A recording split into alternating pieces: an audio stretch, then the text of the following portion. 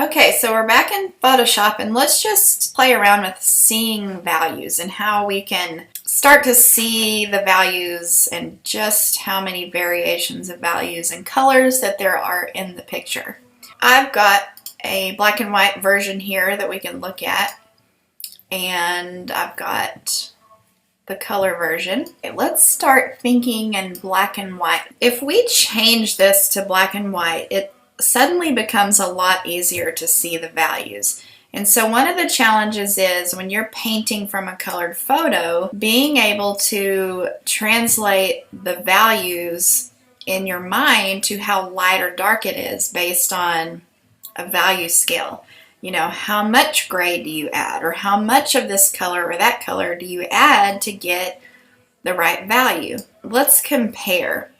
Let's go back to the black and white photo and let's just zoom in. We can clearly see the areas that look to us like it's the brightest white area.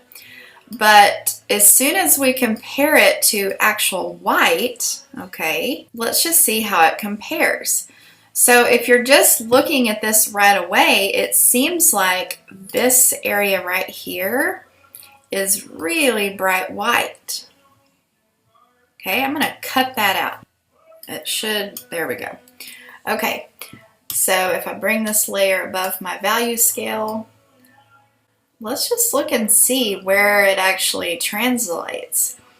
If you're just looking at that, the value looks like it's bright white, but when you bring it over here and compare it to bright white, it's actually not bright white. So what I want you to realize when you're painting is you will actually use stark bright white in very, very few locations. You want to save that brightest white highlight for just those brightest pings of light that you can find in your painting. Now, if we play around with these values, we can see that, you know, this value, this color spot from right in here, and really that's all your picture is it's, yes, it's lots of different shapes that you can simplify in your mind, but even within each shape, there's lots of spots of color, and each of those colors has a value. So that's where that color spot goes, but if we bring it right over here, we can start to see that now it's too dark. So let's test out this area, and let's cut that out, and let's drag this on top of the value scale, and let's compare.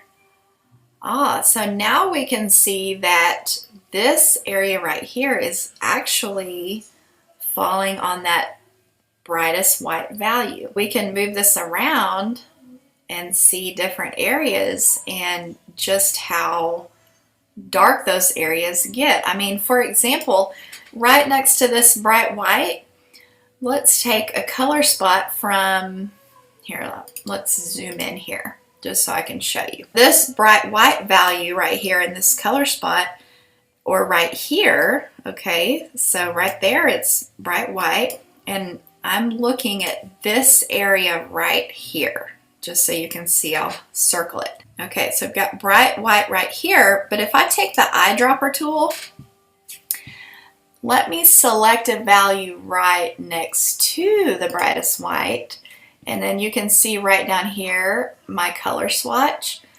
Let's look at that color. If we bring this color in here, okay, it's actually a grayed down color.